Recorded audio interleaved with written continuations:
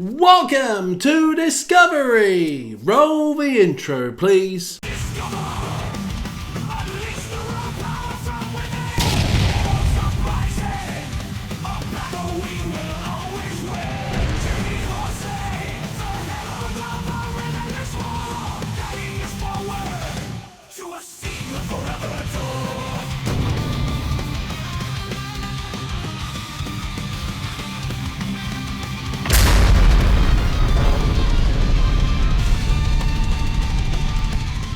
Welcome back to another episode of Discovery. We have a big show today, lots of great albums that have been released in late August, and we're going to cover them all from atmospheric fucking black metal to avant-garde to even some symphonic metal.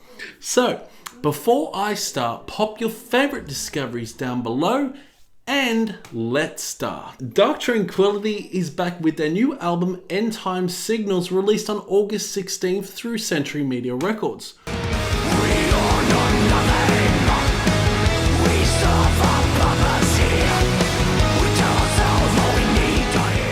For those who may not be familiar with Tranquillity, this is their 13th studio album. They're a Swedish melodic death metal band and have produced a brilliant album from start to finish.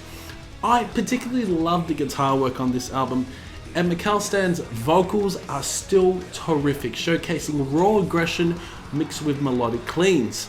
The songwriting on this album is fan-fucking-tastic, featuring melodic and catchy songs. The production is terrific for melodic death metal, with every instrument sounding crisp and clean, and a prominent piano adding an extra layer to the song. Songs like Shivers and Voids and Neuronal Fire stand out, with especially the latter, with the happy guitar melodies and aggressive vocals. Tracks like One of Us Is Gone, The Last Imagination, Enforced Perspective, To Our Disconnect, and False Reflections are all hard-hitting with amazing guitar solos, thunderous drumming, and intense, harsh vocals. End Time Signals was a big surprise for me, as I enjoyed the previous album Moment and Otoma. However, this album is different, as it captivates you and makes you want to listen to it repeatedly. It continues to reveal new elements with each listen, making it one of the best melodic death metal albums of the year for me. For Tranquillity and the album End Time Signals, I score this a healthy 85%. It showcases that Tranquillity continue to age like fine fucking wine, delivering a powerhouse album late in their career.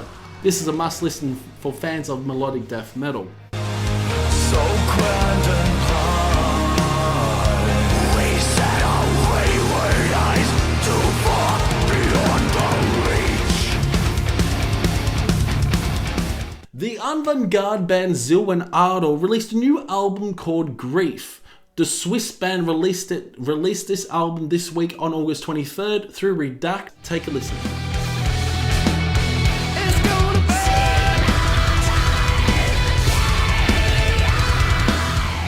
Zeal Ardor are quite experimental, dabbling in hard rock, folk, country, black metal, and death metal, and black and death. It's as if they threw everything into a cauldron and stirred it up into a concoction to create Zeal Ardor's sound. This is what you would get with basically Zeal Ardor. Grief is a much more laid-back album by the band, with less metal and more folky country influences, in my opinion. The vocals are consistently fantastic, and I have to say, they are amazing live. I saw them at Arctangent Festival 2022, and they were outstanding. Moving on to the album, it is slow and tedious with some metal influences, but less than their previous albums. You can hear blackened shrieks throughout songs like Hide and Shade and hard-hitting riffs, but that's about it.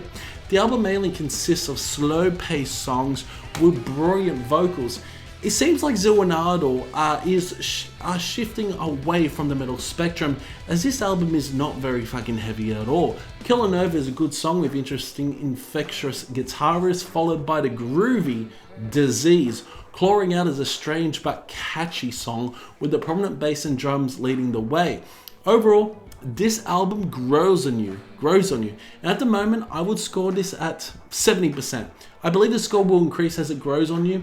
as it grows on me. I appreciate experimental rock and metal, and although this album is less metal than the previous works, it is still a pretty good fucking album.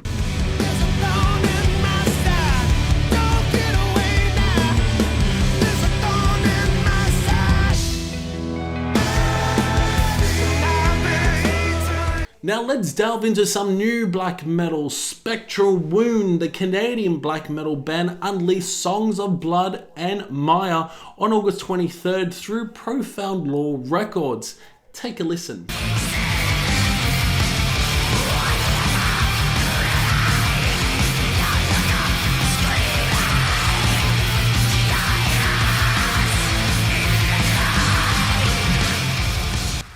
I've always enjoyed Spectral Wound. A Diabolical First was one of my favourite black metal albums in 2021. Songs of Blood and Mire harnesses the same sounds as A Diabolic First, with infectious melodies and classic black metal soundscapes. Spectral Wound once again transports you to an atmospheric, hellish landscape with insane tremolo picking, orchestrated melodies, and intense thunderous percussion. The songwriting on this album is more straightforward, in my opinion, and delivers hard-hitting, atmospheric black metal.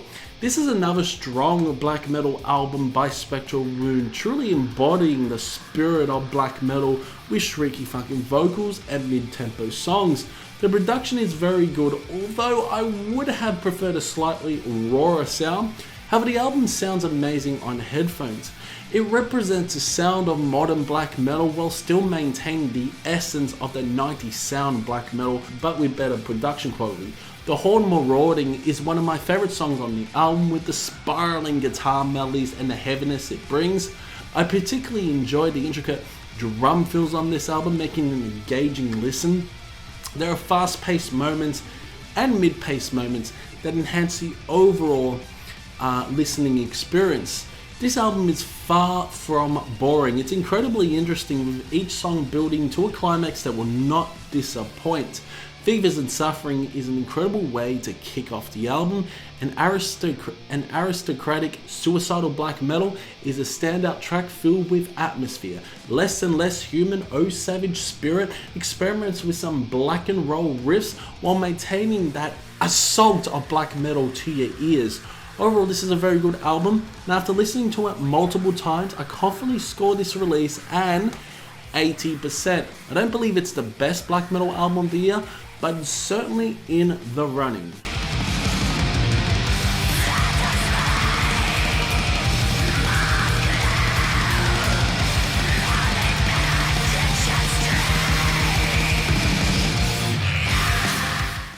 The Epica frontwoman Simone Simons finally released her debut album Vermillion, featuring Arion on all the tracks. This was released on August 23rd through Nuclear Blast. Take a listen.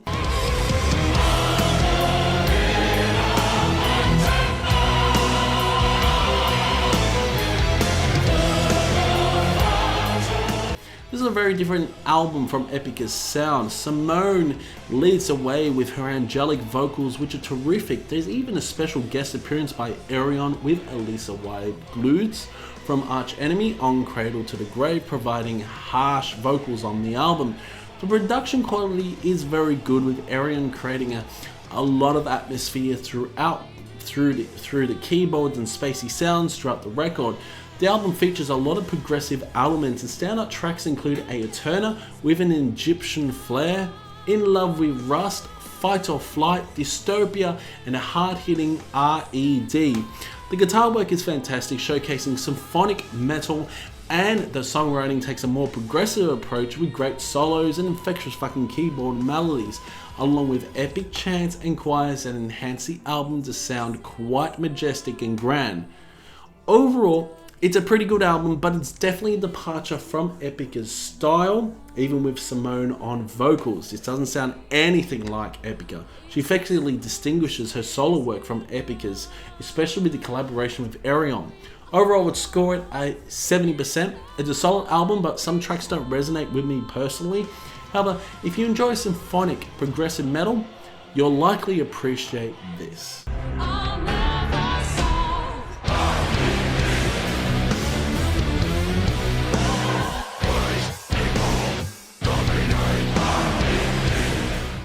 And now the main event for this discovery is none other than the Italian technical symphonic death metal band Fleshgod Apocalypse and the new melodramatic album Opera, which was released on August 23rd through Nuclear Blast. Take a listen.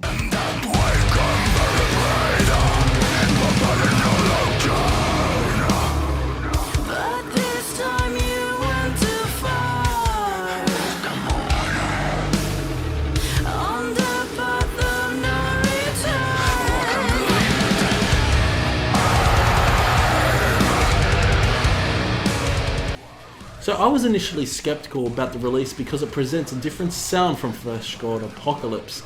That being said, Veronica, the soprano vocalist who's been on all the albums, she's in the band and she is utilized extensively throughout the album, adding an angelic and epic dimension. It's the most she has been featured in a Fleshgod Apocalypse album, and surprisingly, it works very fucking well.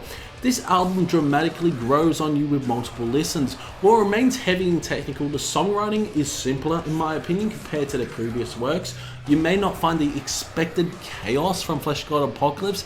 This album could be considered more subdued in comparison. Nevertheless, the technical prowess is still evident, and some tracks are more melodic than any others in Fleshgod Apocalypse's discography, thanks to Veronica's soprano clean vocals taking the lead. The symphonic elements characteristics of the band contribute to an epic and majestic atmosphere.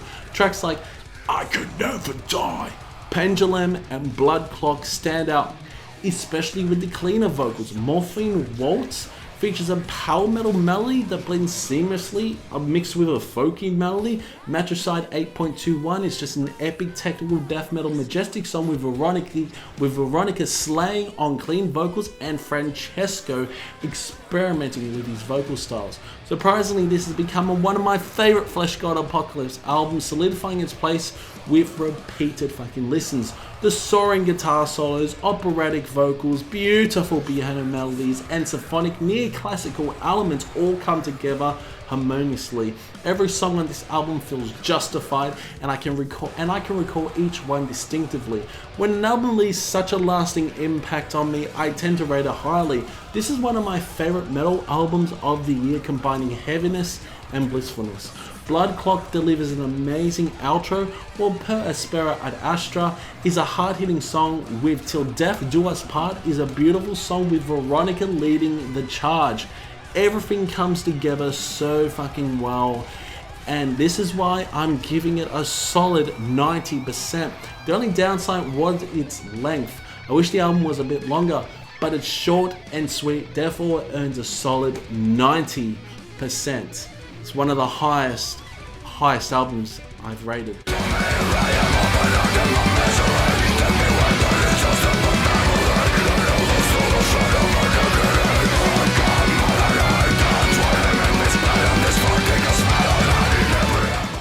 So 5 albums is enough for this episode. I did check out a few other albums. They aren't worthy for discovery. I did say Oceans of Slumber was going to be on this one, but that album isn't released until October, so I'll be reviewing it in mid-September or something, but I have heard it throughout. I've heard the promo of the album. Next episode is the 100th episode of Discovery.